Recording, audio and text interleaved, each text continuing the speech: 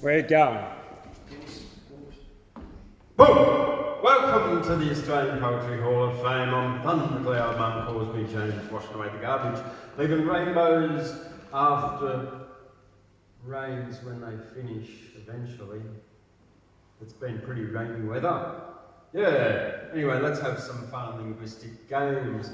Welcome poets, welcome audience out there in the virtual world, welcome everyone else around who's here to Wednesday Words on the 29th of March 2023. We've got a show for you tonight. I don't know what kind of show, but they're always good shows anyway, so it won't be a bad one, I can guarantee that. Let's begin with acknowledging the traditional custodians of the land on which we broadcast, the Cafarella, the Banbai people, to acknowledge the continuing connection to the land of the elders past, present and emerging, to acknowledge the old frontiers never been ceded, and our treaty is what is being asked for. Right.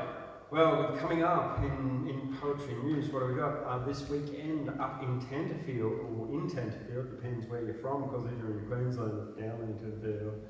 But otherwise, and if you're over there, it's across there in Tenterfield, and if you come from the Skye, it's underneath you, isn't it? Yeah, that's right. Hey, so, Tenterfield's having the Oracles of the Bush poetry and yarn telling festival Friday, Saturday and Sunday. Is it any longer than that? I think it's 3 days. So there's about 13 different events on over the weekend, including the competitions, the poetry competitions, the performance competitions, the written competitions, the young people, the old people, the funny people and the not so funny people. Hey, there's Paul. Hey, Paul, how you doing?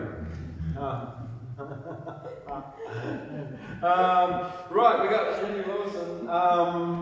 Tonight I'm going to do one Henry Lawson for you, and then I'm going to do a bit of Mollie McNutt. Show her. Yeah, this is Scots of the Riverina. We'll start on a downer note. It's about World War I. A boy cleared out to the city from his home at harvest time.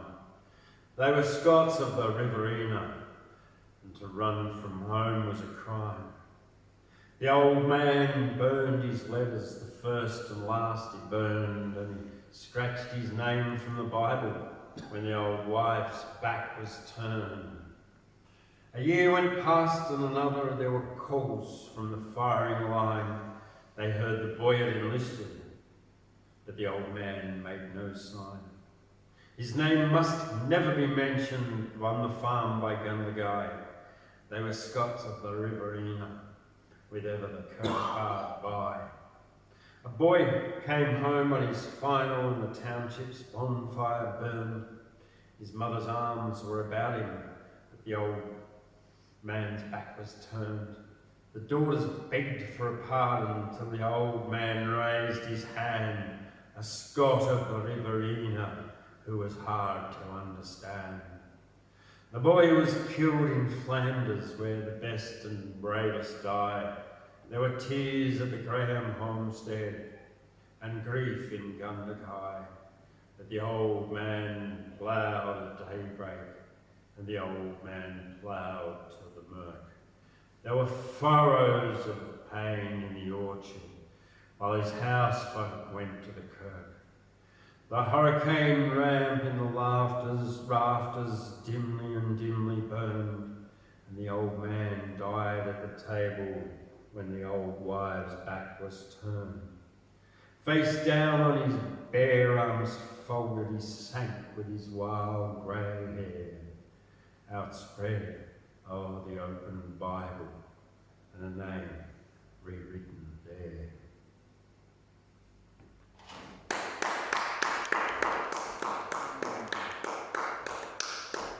So yeah, that was Henry Lawson, so thank you very much.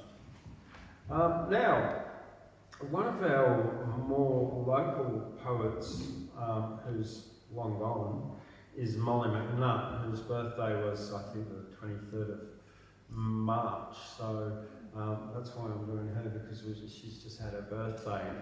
Now, Mollie McNutt, not so well known now, but in her lifetime, she only lived until I think 24 or 34, she won the Gould League Prize for Literature in 1912 and 1913 for a couple of poems about birds that she wrote.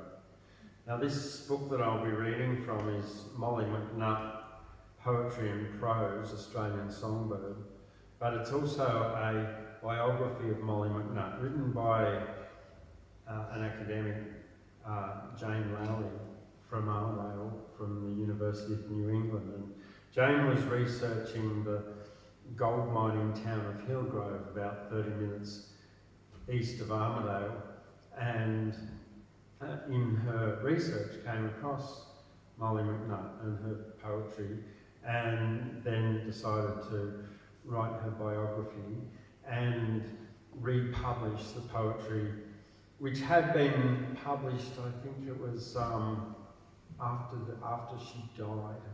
It had been published, I think in the 1950s or something like that. So it was good to get this out and published again. Yeah. So she's got a whole lot here. Now I'm going to start with one here called Bush Songs, and in her book, a lot of her poetry was published in newspapers too, like the Bulletin, which published a lot of poets out the time. So in Mollie's book and some newspapers, this poem was called Magpies, or Bush Songs it's called here.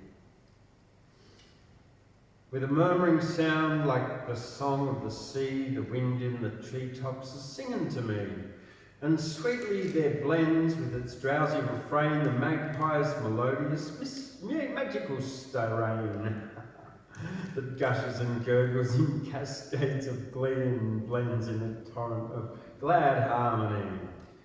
Dear birds of the wild wood, they wake me at dawn, to Skye's pearl and rose flushed and sweet breath of morn, when cobweb-linked grasses with dewdrops are hung, oh, then are their sweetest wild madrigals sung.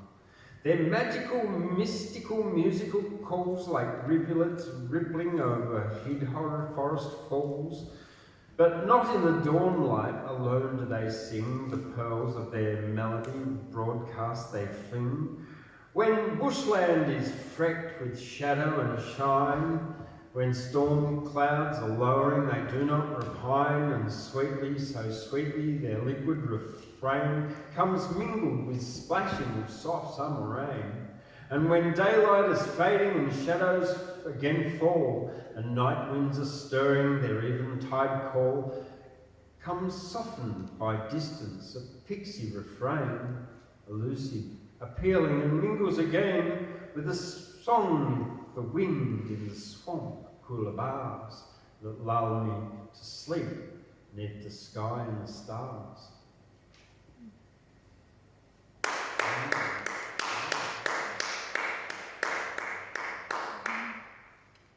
This next one's called A Day of Rain, because it's been a rainy day.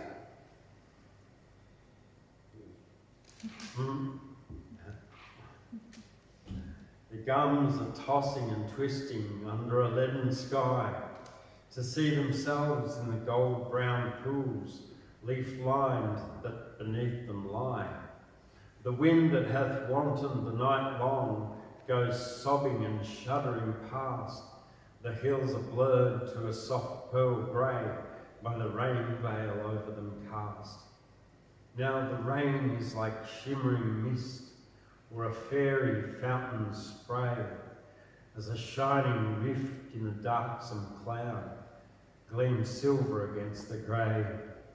A truant sunbeam will peep through to be drowned in torrents of rain, as deeper and denser than e'er before dark clouds gather again. And then the next one, grey rain. Drifting down from the circling hills, you come, grey rain with the odours sweet, that tell of the bushland and growing things, walking from slumber your kiss to meet. And you bless with your weeping the thirsty land that shall answer with blossoms and golden grain. And I list me your wonder song wildly sweet through the slow sway gum trees. Grey rain, grey rain. So that was originally published in her book in 1918, Songs of Bushland. And the one before, and I find this interesting, A Day of Rain, published in the School Magazine, Volume 3, Number 8, Part 2, Classes 4 and 5, 2nd of September, page 118. So Mollie McNutt was a teacher, and as so a lot of what happened, she was very clever, and at the age of 16 she was chosen as like a student teacher to participate in the class and actually teach the other students. So she was teaching, and then she taught for quite some time, and a lot of these poems that she wrote were submitted to this publication that was called the School Magazine. It was sent out to all the schools at the time. So there's another one here that was like the School Magazine, Volume 3, Number 8. Again, one here from the Richmond River Herald and Northern Districts Advertiser called Maidenhair that I'm about to do. Maidenhair, that's like a fern. Emerald leaflets, tongue-tied and twisted. Emerald leaflets shyly showing neath the stern old boulders growing, shrinking from the outer glare, feathery fronded maidenhair, nooks that ne'er the sunbeams find, with your tender green aligned, darksome clefts the rocks between, from your tracery of green. Take a likeness and a grace, meet for fairies, trysting place, but your child loves find you there, fragile, fretted, maidenhair.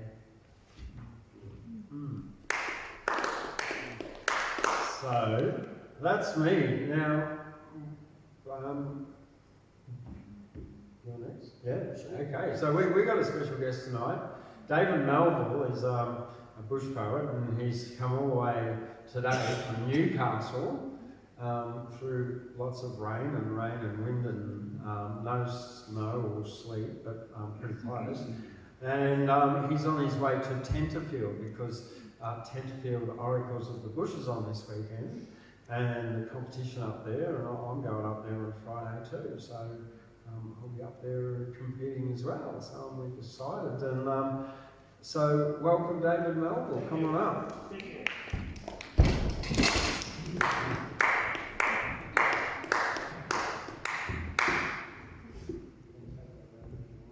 No, mate, that sounds good. That's real good. Well, I thought I've had my heart broken, so I've written a love poem, and I thought I'd give you my love poem. Now, I'm pretty proud of it. It's got everything in it. It's got loss, heartache, grief, pain, depression, so it's got everything a love story should have in it. Mm-hmm. Oh, something awful's happened. Me mate's gone and found himself a Sheila. Now he's going around acting all strange and peculiar. With his arm around her, he gazes woefully into her eyes. making a proper drongo of himself, but he's too stupid to realise. When I suggest perhaps we could go fishing, he's going out with her, probably doing that kissing. When I reckon we ought to go and have a few beers, he's going to the pictures with her. It'd bring a dingo to tears. Well, when he said he was looking, I thought he meant for a dog or something that we could take fishing with us or out of the grog, but a sealer or a sailor, what are we going to do with one of them? God, she's got him by the shoulder goose. I only get to see him now and again. Oh, we used to go drinking and fishing every day. Take a look at those people. Good mates, that's what they'd say. Oh, we'd get dressed up in our thongs, our boxer shorts and our blue singlets looking brand new. Now she's got him in torn jeans, a fancy shirt, sporting a comb-over hairdo. Oh, we pour all out of the pub necklace, the two of us together. Oh, we'd be singing and dancing, the occasional spew, but we never fought, not ever. Oh, you don't know how lonely it is, fishing and drinking by yourself. I wouldn't mind it so much if I thought me mate was enjoying himself, but he's gone all serious like, you know, you hardly ever see him smile. I reckon it's all that kissing and cuddling. Us blokes get sick of that after a while. Oh, but he'll be back. Those love affairs, they never last. She'll get sick of him, leaving the toilet seat up and scratching his rear. That's my forecast. Hey, don't you go thinking that I'm jealous. Or I'm unhappy, or I've got that homosexual tendency, because you'd be wrong. It's just that every time I find a good mate, some Sheila comes along and spoils it for me. True story.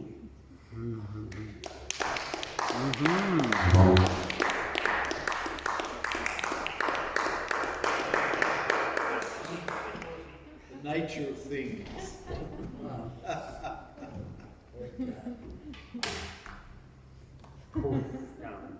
Well, that was good. That's right. Yeah. Hello, Skye. It is, isn't it? Yeah.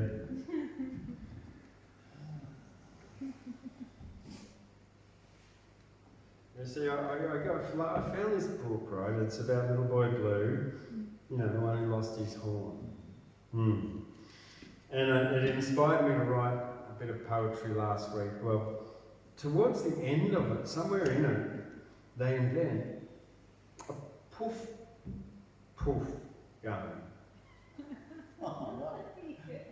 Yeah, it is, they did.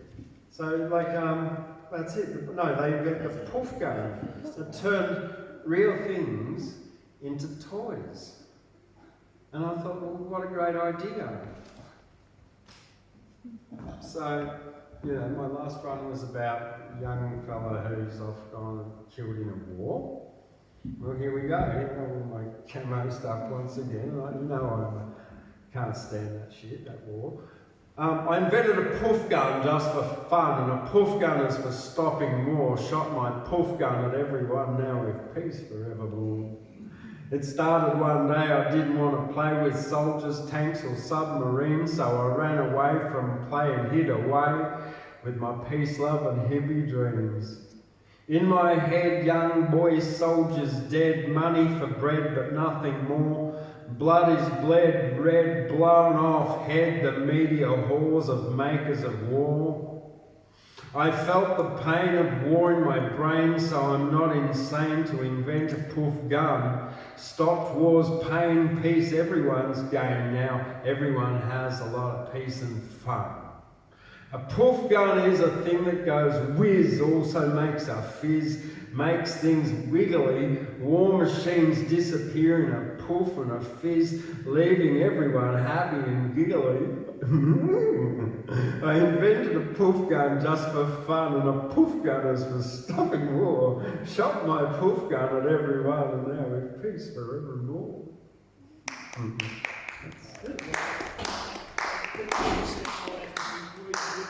Yeah. James, you said poof. Oh, look, mate, I can say all kinds of words. I can say fag, gay, nigger. I can say that even if you want. I can give you any word that whatever's politically correct or incorrect, but I don't give a fuck because it's not directed at anyone. Righto? Young champion. Righto. Now, I mean, I got called faggot for like 5 years of my life, and here I am. I've never done any fella up to date. I hadn't qualified myself there, didn't I?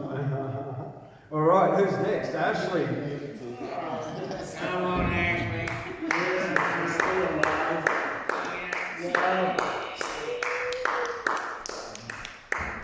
Well. I lie on the floor and I feel winter cometh upon us. You do feel it as you look through the window in the middle room, Definitely. eastwards at St Kilda, with, as I've said sometimes, the gas fixture from 1875 on the wall. One feels that light and time are with one. I always at this time of year saunter in the parks trying to be a poet, and I collect a leaf which I put on my Getz's dashboard, and I watch it shrivel and lose its colour and lose its shape and bring me the awareness of just that. We smoke it after the show. You smoke it after the show. Oh, No, I'll have I'm smoked laughing. it before the Now- show ends.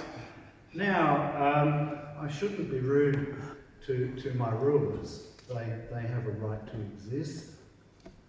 Hypothesis. Implications. Testing of them or parameters.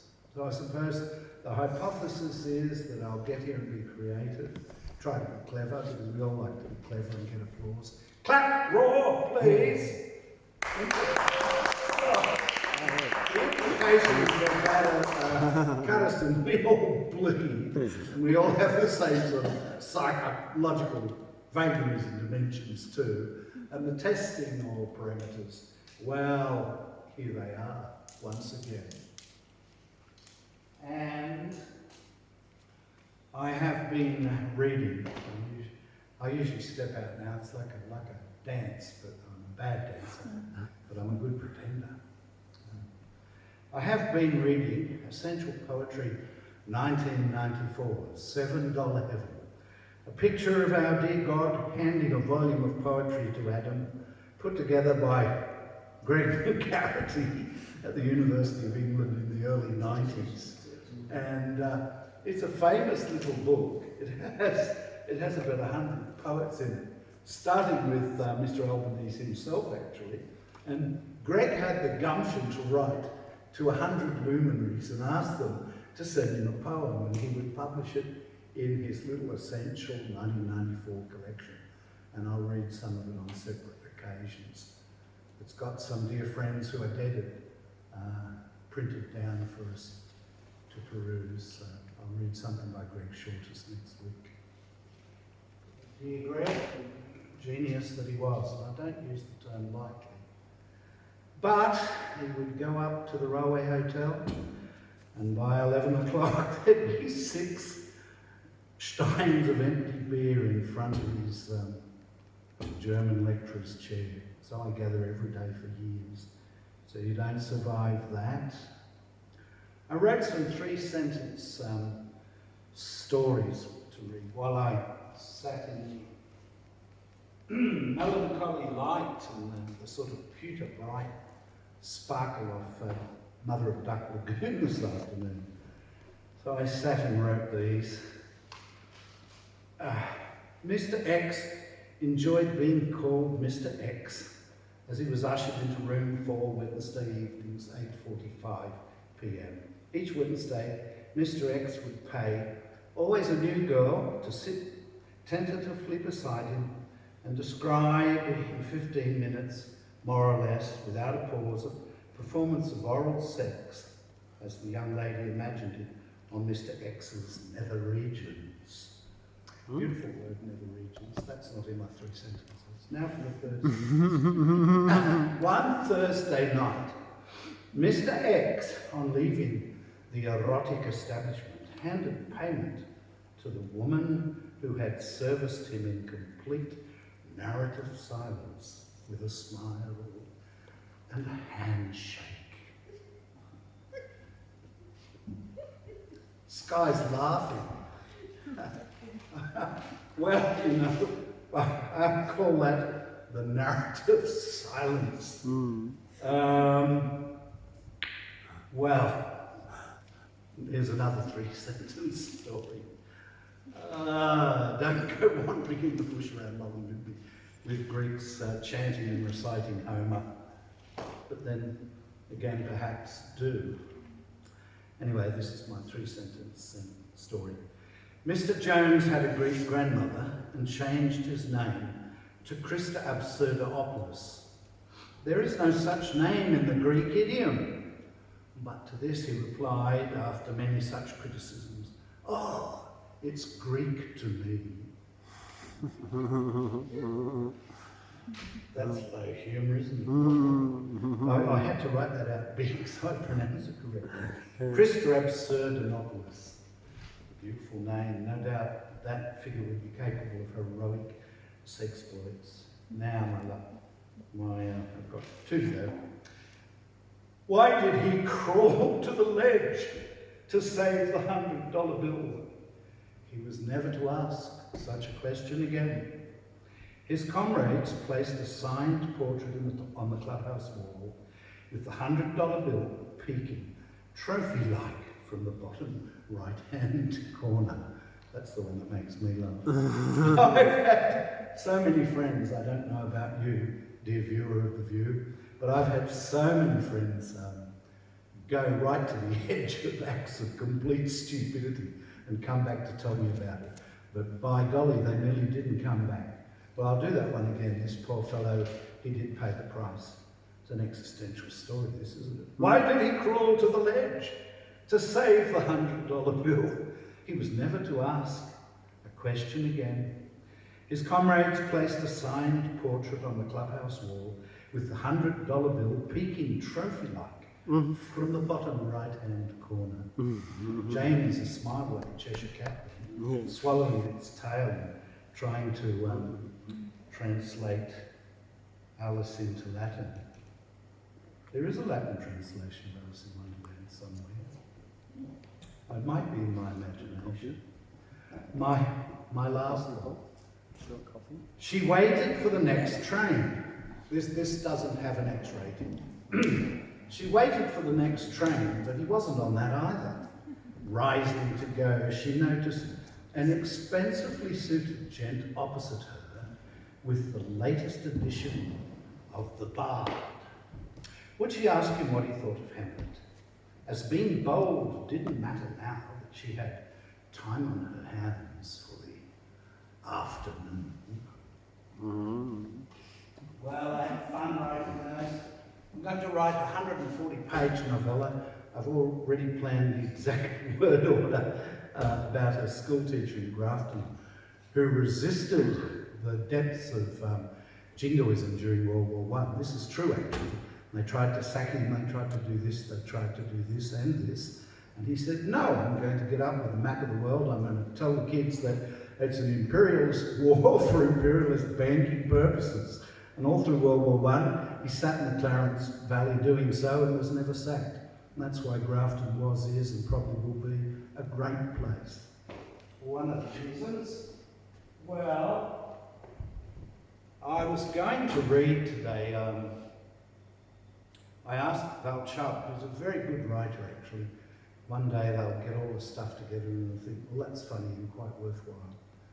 And I said, what poets really interested you and influenced you? She said Robert Browning, so I went and read a lot of Robert Browning's narrative poetry, and he's a wonderful writer, but I won't read that tonight.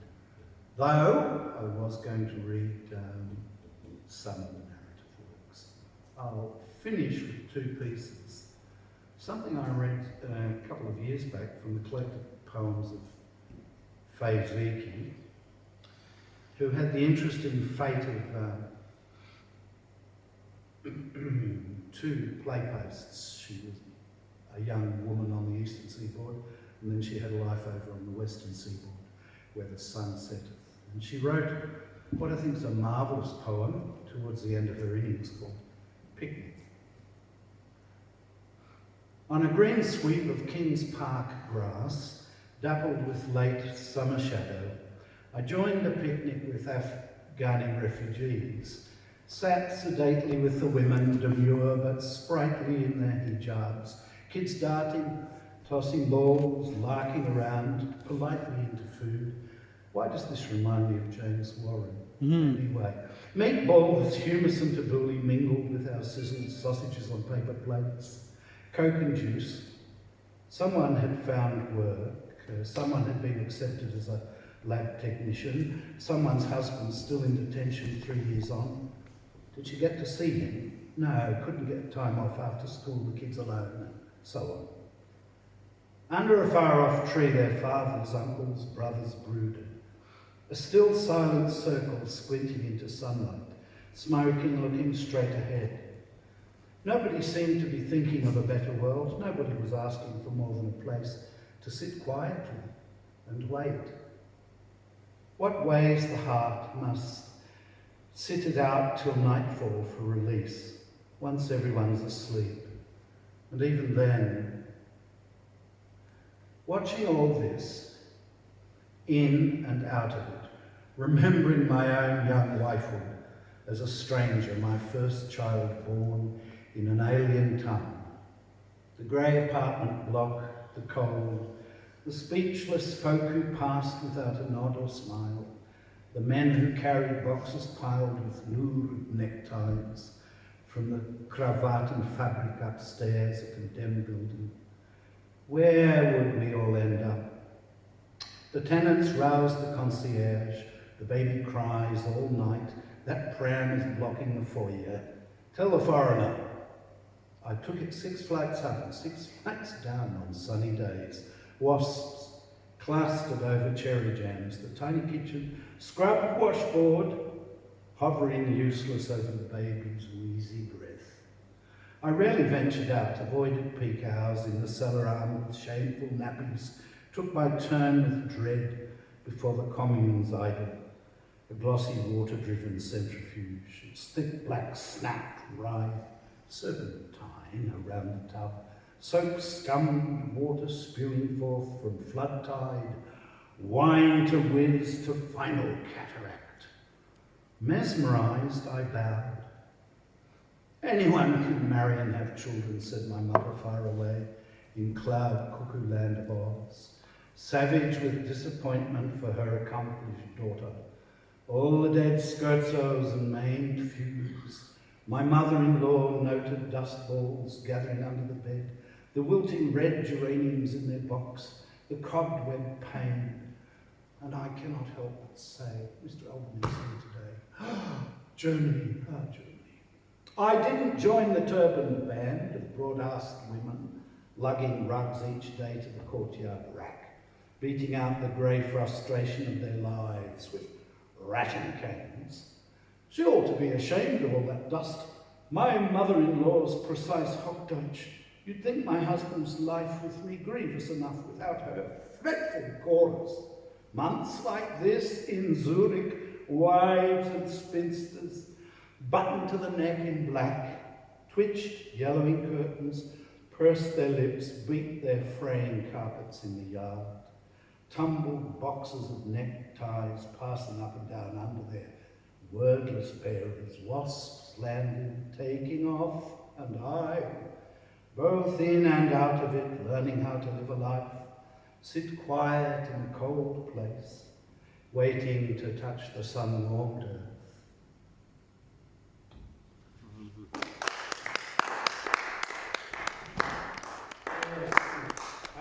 I've sat with German people and I've known that poem long before I ever read that poem.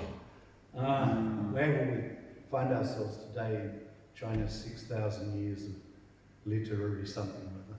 Let's see. It is not easy to explain what happened. This is a paragraph from the biographies by Sima Qian, one of the most important writer-thinker writers that we've produced as a species. It is not easy to explain just what happened. When I was young, I had no outstanding abilities, and I grew up unpraised by my fellow townsmen. Fortunately, however, thanks to my father's service, the Emperor made it possible for me to put my inconsiderable abilities at his disposal, and I had access to the court. It seemed to me that one cannot get a good view of the sky carrying a platter on one's head. So I broke off relations with my friends and neglected my family affairs, that I might day and night devote all my small abilities wholeheartedly to my official duties and so gain the liking and the approval of the ruler. But then came the event when I made my big mistake and everything was changed. Well, I will drive carefully home tonight. Thank you.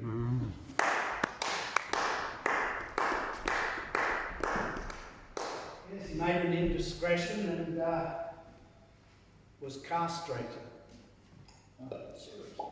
So much, yeah.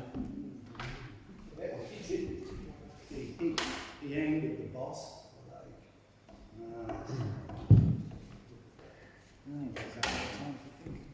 Now, thanks for reading that Phase Wiki one out there, Ashley, because Phase Wiki, the picnic, yeah, yeah, and so just why you actually mentioned me, because I have 8 years' experience teaching migrants and refugees in TAFE as English as a second language, and I spent lots of time with all different kinds of people from. In my 13-year teaching career, I got to teach 120 different nationalities that didn't speak English, and I made a list of them. That's a bit OCD of me, but that doesn't matter.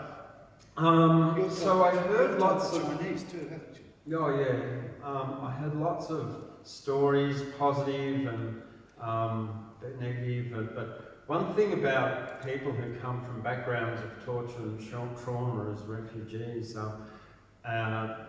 one thing I noticed was sort of 3 to 6 months, they would the first few months in Australia extremely stressful, but once the feeling of safety kicks in and people get these huge smiles and gratitude and they realise that they can move on with their lives and make something, and which is why so many of our refugee people are such massive, huge contributors to our society, particularly second generation migrants, and they always have been in Australia, no matter where you're from.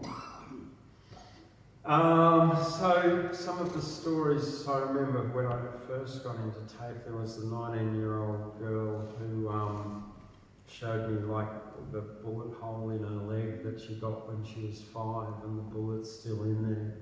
There was the 23-year-old without the arm and the guy who didn't have eyes, but he got around really well. There were a couple of guys who didn't have eyes. One of them was really debilitated by his blindness, but the other one really embraced it and could swim 50 metres underwater under a pool and like did gym and stuff. He was an incredible person, he still is.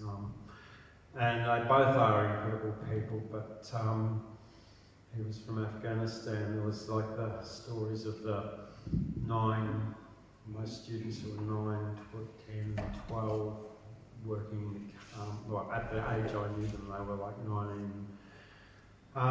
18, 19 and 22 or something, and they'd worked in the carpet factory from the age of like 9, 10 or something, and I wondered why like the Skye walked crooked like that. And I said, why are you crooked? He said, it's because of standing at the loom all the time, all day, just doing that. I hate that. And then I got the whole story about how they escaped from Afghanistan and their mother had to pay all these smugglers and everything to get across the border, and then these children had to go and work in the carpet factory for years to pay back money eventually. And then there was the guy which really like was the kicker at the end, who was 45, and when I was about 45 and I just asked him it was supposed to be a 1-minute speaking test, and I said, how did you get to Australia? It turned into like a half-an-hour conversation, him telling me and lifting up his shirt and showing me this hole here. He said, I was tied back to my dad and we were dragged out, and because my dad wouldn't let these militia take me away to join the militia, and they shot my dad through the back, and this is where the bullet came out, and I lay there for like 19 hours in the desert of Afghanistan until my family found me the next day. And then my family went off, and my wife, and then they ended up in Sudan, and I ended up in Kenya. And then 2 years later I got a phone call and I actually got reunited with my family, and that was awesome. And not his words. And then I was contacting CNN and BBC, and one night the militia came all the way from Ethiopia and shot through my tent, and the bullets missed me, and they put my family into a safety, and this was in a refugee camp in Kenya. And 12 days we were given a choice, Canada or Australia, and he said, what's the difference? One's warm, well, let's go there. And that was pretty fucked up, and yeah, that's just a fucked thing that happens in this world. Hence this, anyone promoting or calling for war is a killer and a liar. Preparing for a war of words, ready, aim, fire. Men who fight with weapons have small dicks. My words are very pointed, these pricks. From the Eshe that'll stab you with his knife to the general, major, private, all can take a life. Biden, Bush, Obama, Genghis Khan's hordes, there's more skill to use words than fight with swords. Investment companies own arms, also media. Promotion of the war is what the media feed you. Peace can be negotiated, nothing's ever dire. Anyone promoting or endorsing war's a killer and a liar. That's it. Thank you. I'm going to invite Paul on up now. Thank you, Paul.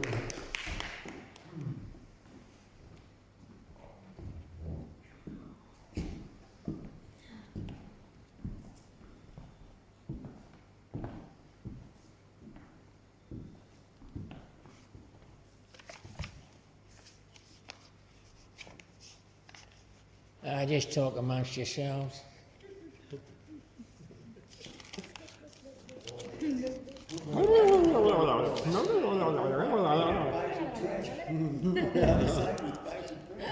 Right. Now,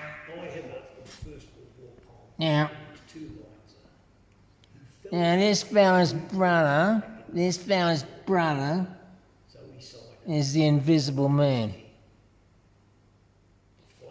And he married the Invisible Woman.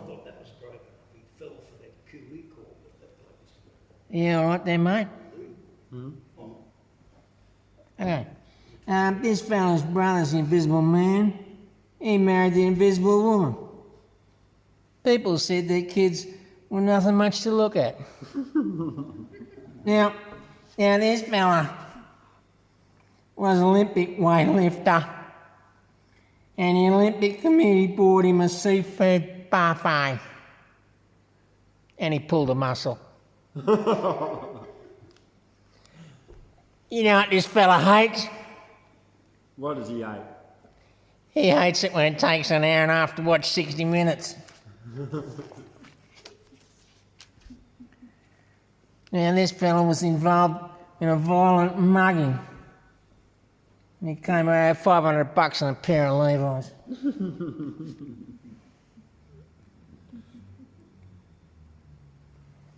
Now, this fella's very considerate. How considerate? Well, when this fella features in a porn movie, he actually fixes the washing machine after the action. Now, give this fella a great big hand. Now, come on.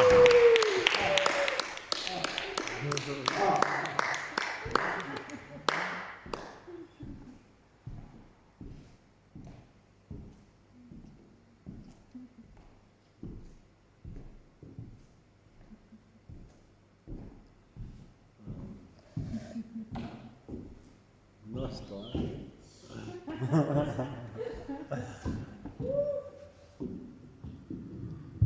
Thank you, man.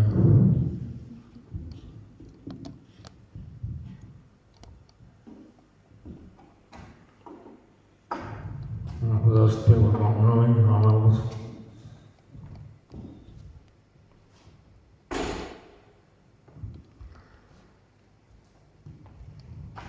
One of the $1 million quartet. And ladies, Elvis has just left the room. Now. Who are you, mate? Elvis was in a second, mate. I'm the brother of the Invisible Man. Oh.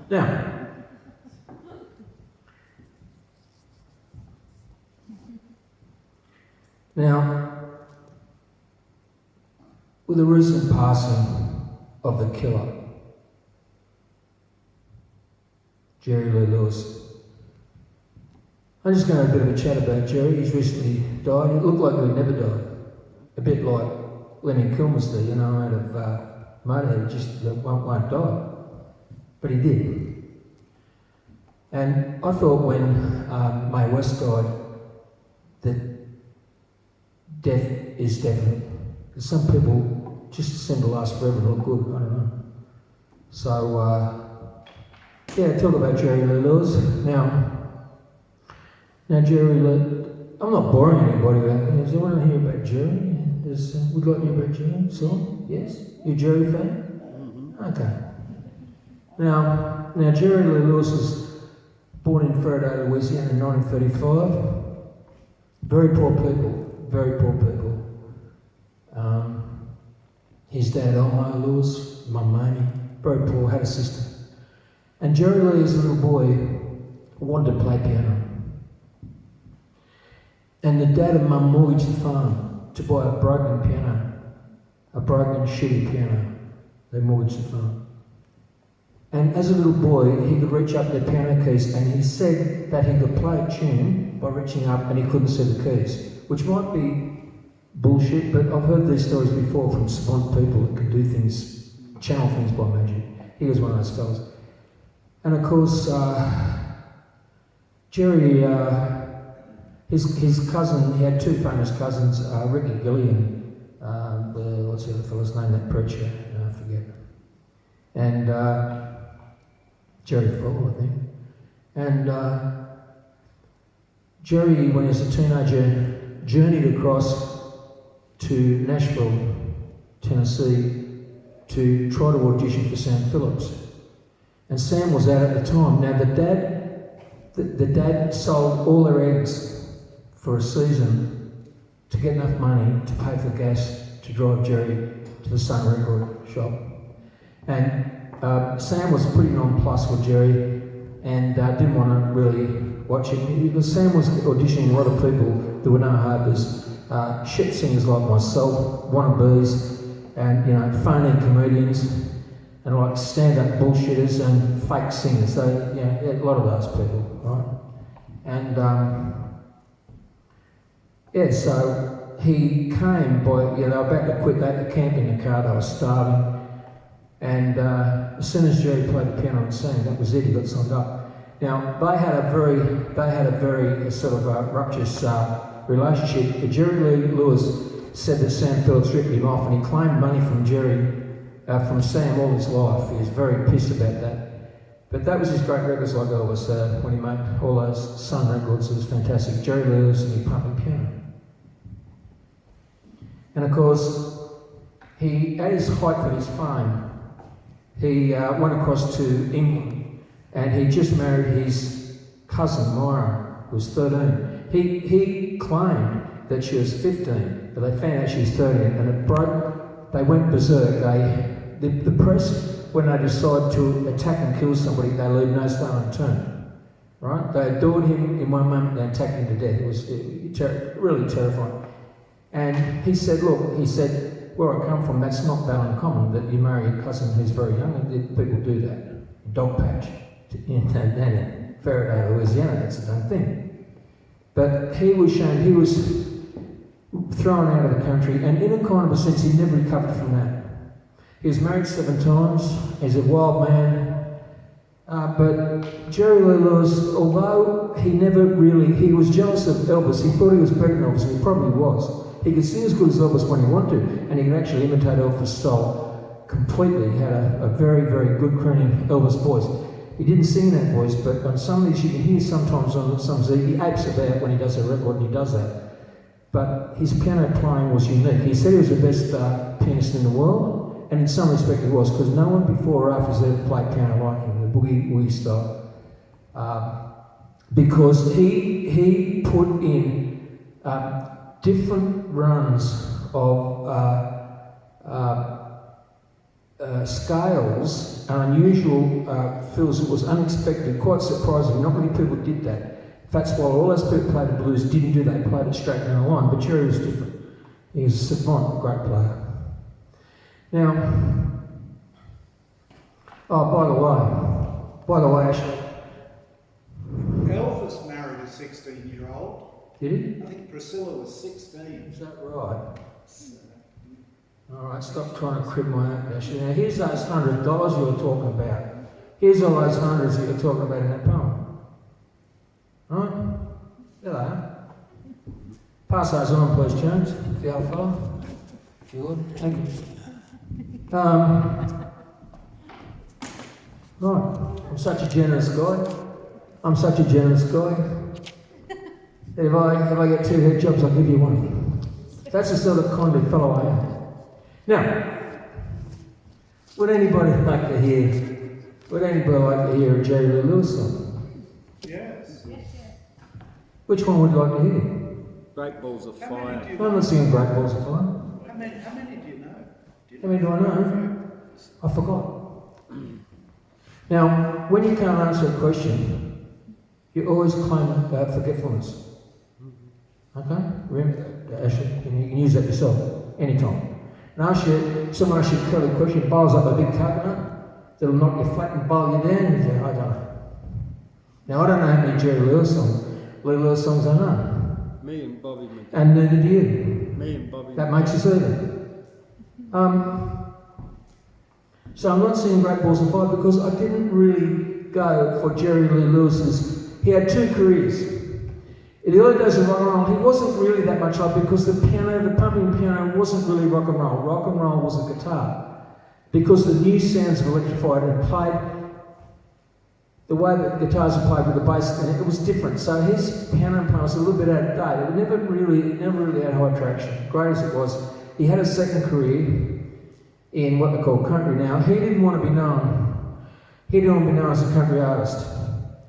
He said, hey, can you say words that start with F and N here, James? Can you say that? Yep. Oh, I'm not gonna. I'm not that obtuse. There's kiddies watching.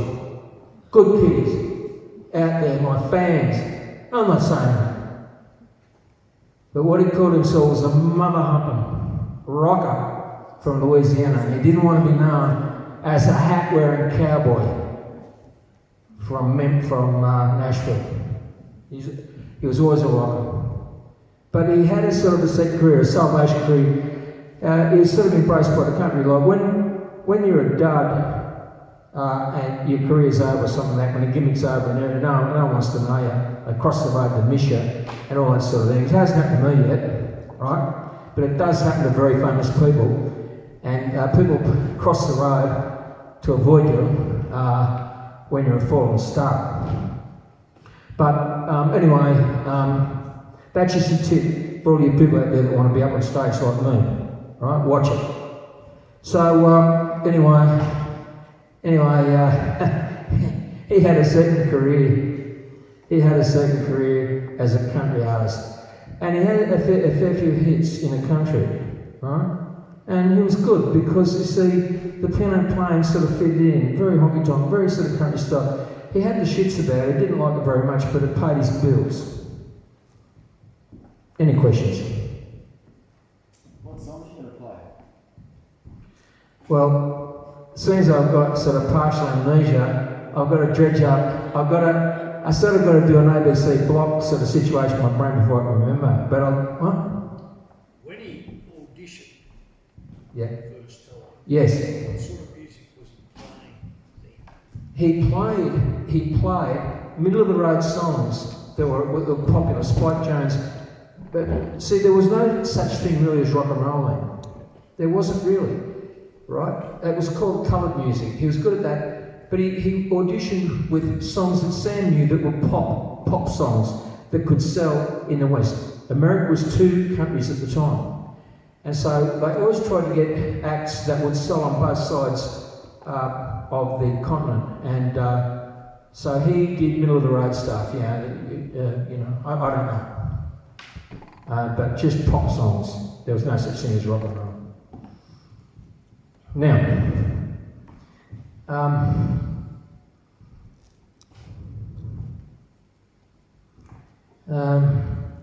what was I going to sing, Skye? Whose song was I going to sing? Can't remember. Okay. It's spreading. Like this sort of bullshit dopiness is spreading right through the under partial split. Okay. Now. Okay. I'm gonna do one of Jerry's country songs. It was a great country hit. It was a great country hit. And it was called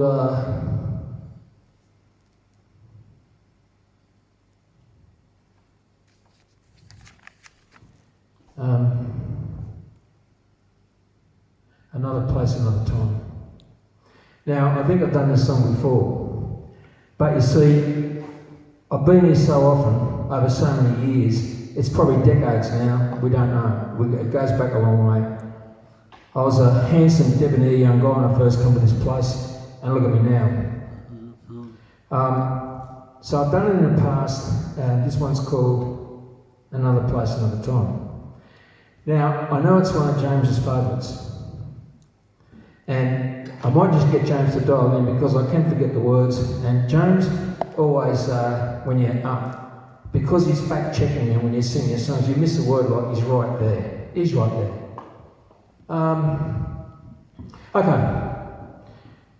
Okay. Has anyone got a no-dose tablet or something like that to keep me going? Has anyone got something to get a jolt of their electrode or something? I need something, James. You reckon you haven't ever done nothing to men to brighten them up, James? In the backbone? All right. This one's called Another Place, Another Time. One by one, turning out the lights. I've been feeding that old jukebox just to hold you tight. I guess it's for the best. I just put in my last time. Heard you whisper we'll meet again. Another place, another time. Chairs are stacked all over tables. It's closing time, they say. I'd stay right here forever if they'd only let me stay.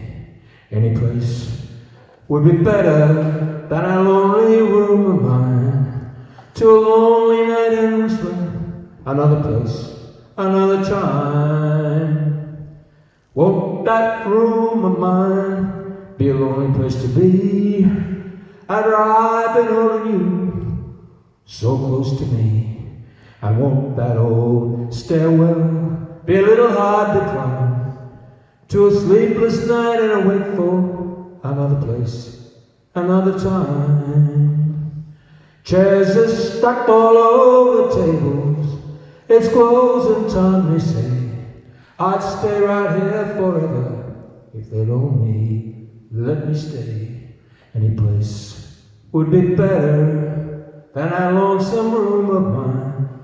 To a sleepless night I wait for another place, another time.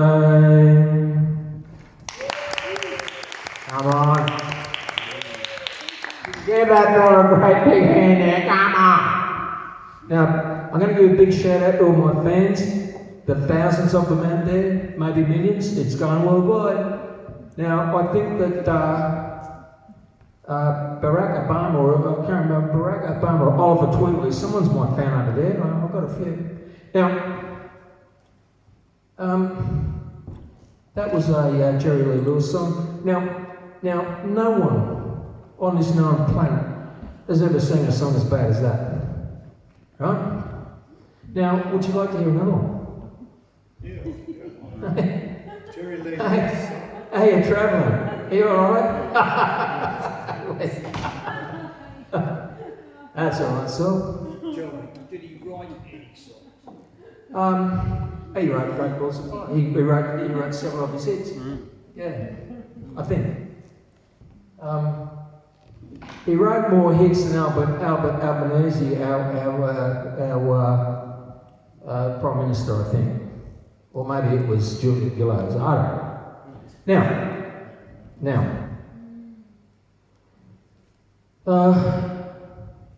would you like to hear another one? Yeah. You gonna sing this one? Oh, alright. Thanks for asking. So I needed that probably. I probably wouldn't have. You can do it. Okay. I can. Okay. Now this one. Jesus. This one's called. This one's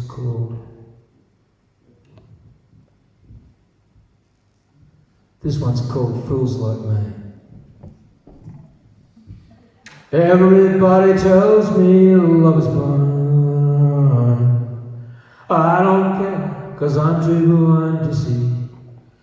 Everybody tells me what you do, but I don't care, 'cause I'm a fool for you. Maybe loving you was not so smart. Maybe in the end you'll break my heart. I really shouldn't love you, but I do. And I can't stop, 'cause I'm a fool for you. It doesn't really matter what you are. It only matters what you are to me. Maybe I'm a fool and I can't see. But where would love be without fools like me? And I forgot the second verse, and I'll just bullshit on the way I do. Would everybody give me a great big hand? And then I'll go and you will be on too. Good night!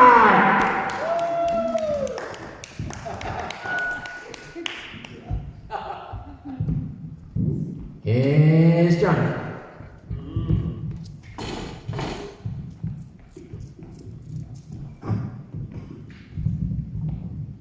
Hello, I'm back. Let's see. I am. Back James, and James is back. Guess who's back? Oh, okay. I'll have to fill time because I was going to invite Skye up, but she's just ran away. James, give them a bit of a plug for the Nimboida Canoe Centre. I forgot to mention that. The Nimboida Canoe Centre. Long Weekend Poets Breakfast. June Long Weekend Poets Poets Breakfast. Breakfast. Okay, there you go. And that's quite a nice place, that. Okay.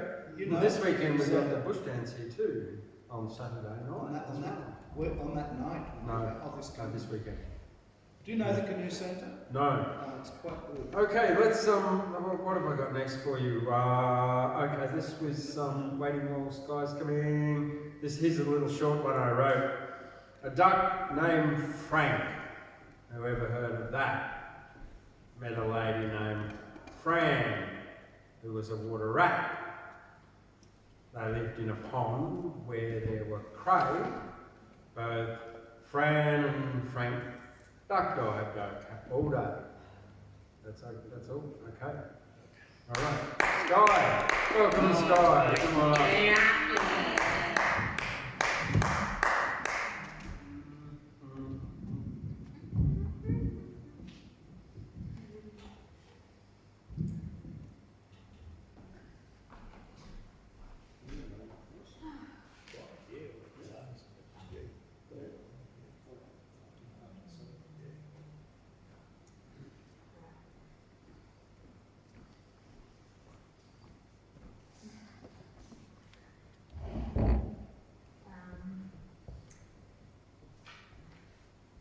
There's two poems that I kind of wrote one after the other, kind of on the same subject.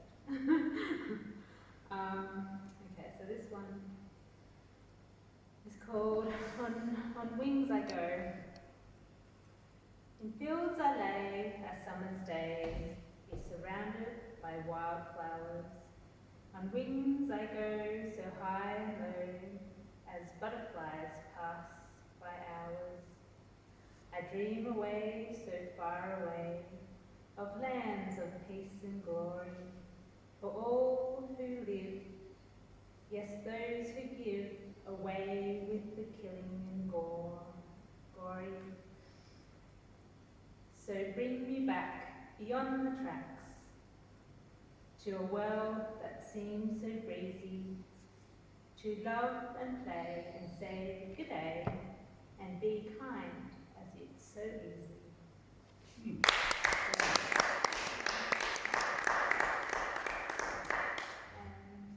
And the second one, on wings I fly.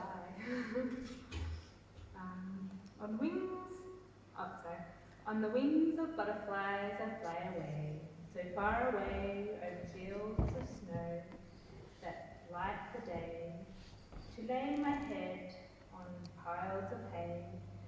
The wildflowers sway and play on winds of north, all warm and gay, and here I lay to contemplate what I'll write today.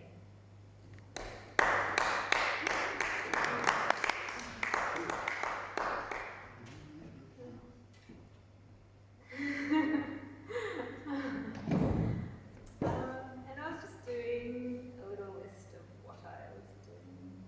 So writing my to-do list, that's what my poem is called. Kiss the thundercloud sky kiss. There's a lot of people I miss. I miss my Oma and the Campen, her hugs, her kiss.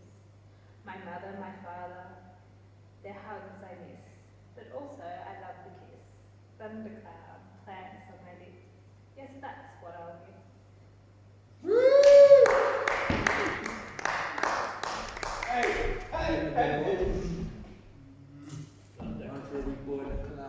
Well, there you go. Now on camera.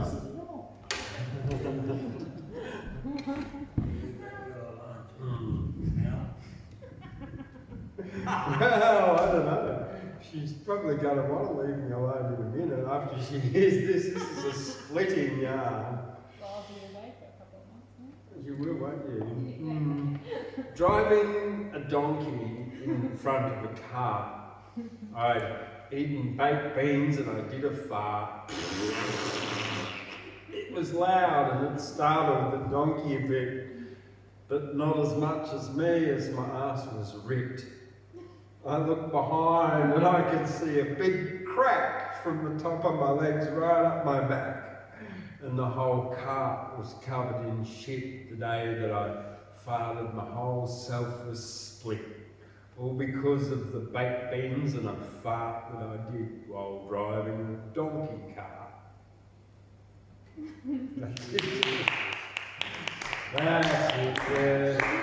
Well, I'll never forget that. Never. No. I'll never forget that. I mean, that's... Of course not. Yeah. He's trying hard to forget it. So. I'm just going to do a quick All right, that's all right. Because David's coming back up.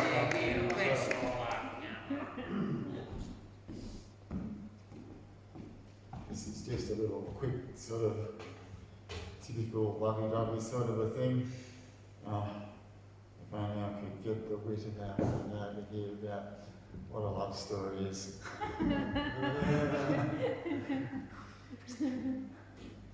This one's a little more traditional.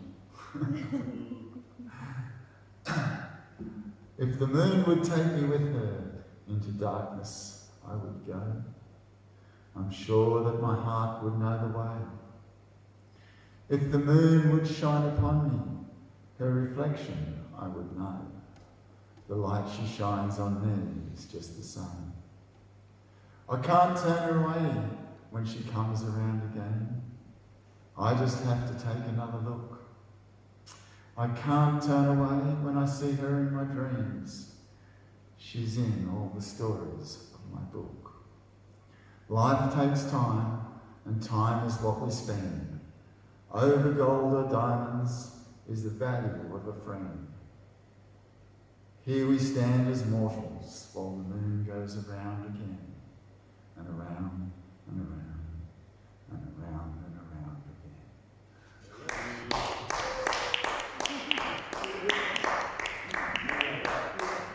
again. Yeah, that's a soul original. Have I got something else for you before? Yeah, I do. I've got two more left, but I'll leave the giant human dildo to later. Because about first time, yeah, that's I had this thing in, like, when COVID was going about, you know, like you made a new condom, you know, that goes over where you got your wang or hole, you know. That's it. And you join, yeah. So David Melville's back. He's got one more for, or a couple more for us. Feel free to take that out of the stand and lift it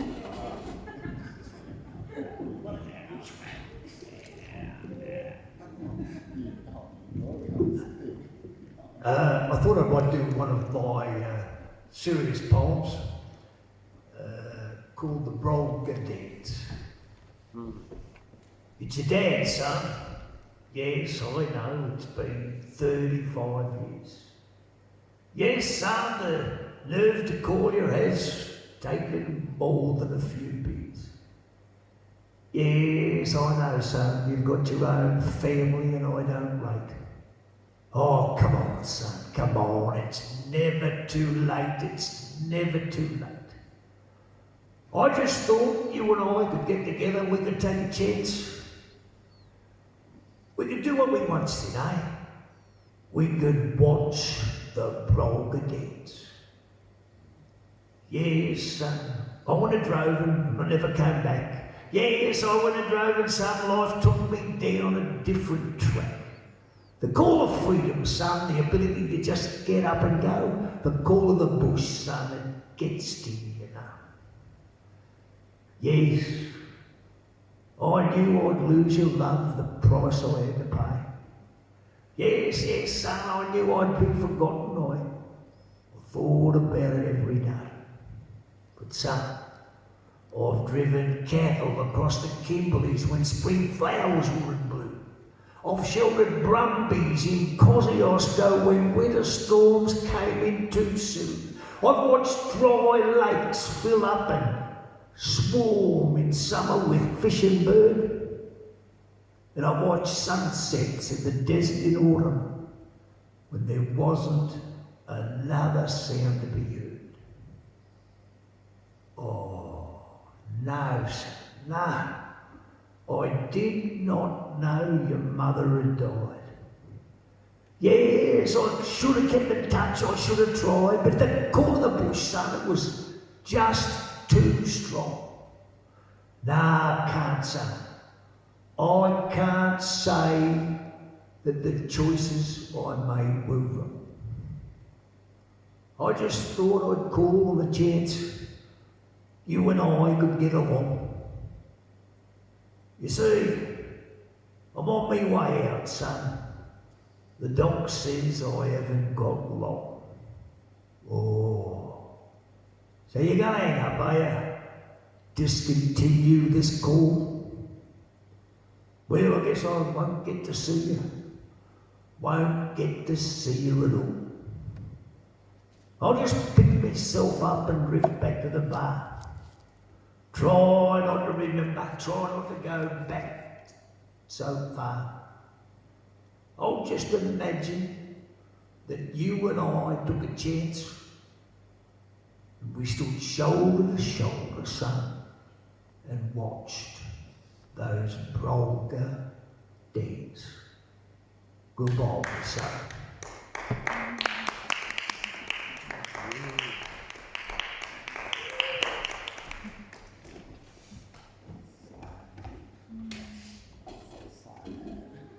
Yeah, but lovely still. It is, I guess it's a story that happens, in life, bro.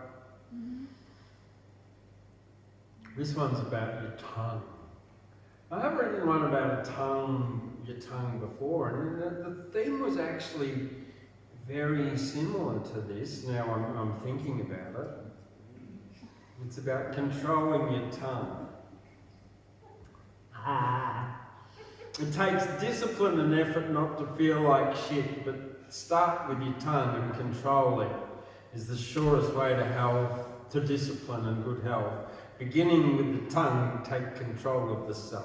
You can wake up, get out of and make your bed, go to bed early and get a long rest instead. Meditate, stretch, go for a run, see the sunrise, watching the sunset is good for the eyes. Now, the tongue, when it comes to its control, needs discipline of what goes in and out of the hole, because every cause has a correspondent effect. Eat and say shit, feel like shit's pretty correct. Food that's plant-based, raw or so crude, the greener, the stronger, the fitter the dude, but it takes discipline to control what you eat. Discover recipes for raw, healthy chocolate treats. Stretch each morning, you'll feel great and amazed at the new body that you'll create. No matter your ages, you'll go climb a tree, feel like a kid again, fit, light, fat and fat-free. In time, you'll feel great again and reverse aging. You'll be dancing, partying and doofing and raving. You'll learn to breathe deep and heal your insides, go for long bush hikes, runs, swims and rides. But it starts with the tongue, what you eat and say. When the tongue's controlled, life's better every day. Okay. And hold your tongue. This is. I don't often, and until I have to publish stuff, I don't give a lot of stuff titles. But this one, I got to the end of it and I thought, oh yes, okay, definitely a giant human dildo. That's what I am. Yeah, in a way. I'm a quantum physics biochemical meat and bacteria antenna.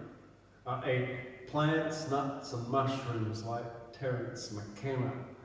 I live and love in power, don't use violence nor force. I climb mountains, swim rivers and I chart my own course. I meditate silently, but when I feel like it, I'm loud. My alter ego is a poet who's also known as Thundercloud. I stretch, exercise, eat healthy because I love feeling great. But the best thing is all the rainbows and colour I create. I'm a bag of bones and muscle with a brain and a mind connected to the source 100% of the time. I let the rain fall on me and I tingle and vibrate like a giant human dildo. The rain makes me feel great. I'm a mind and a body. I become the things that I repeat. Hail causes damage, and so can what we drink and eat. But our body is amazing because it can rejuvenate when not inflamed. With good rests, ourselves can recreate. I tell you a little secret. If you want to be your best, every day signal your DNA with little challenges of eustress. These bodies need a challenge, so use it or lose it. But there's one thing for sure, you'll lose it if you abuse it. The end. It's all about you, Johnny. It's all about you. And, well, that's it. Well, thank you very much to for being a giant human dildo, everybody. Now, that's a great idea, a giant human condom that we can put over, and then we won't get COVID. That's it. And Yeah. it's for having sex. So it's got a little hole here. Oh, so it's a giant condom with a hole just here, so you can still have sex. Excellent. Yeah, nice. How do you breathe? Don't worry about shit like that. Oh, no. Through Let's get the important things. Yeah, well, I can breathe. COVID spread by that nonsense. Maybe breathe through your ears. Everything's bad for you with COVID. All right. Well, thank you, everyone. Don't forget, if you're out there, subscribe, click on the like button, give it a thumbs up, and leave a comment underneath, because it's all of those things that help our metrics improve and get more subscribers and more watchers. Yeah. All right. Good night.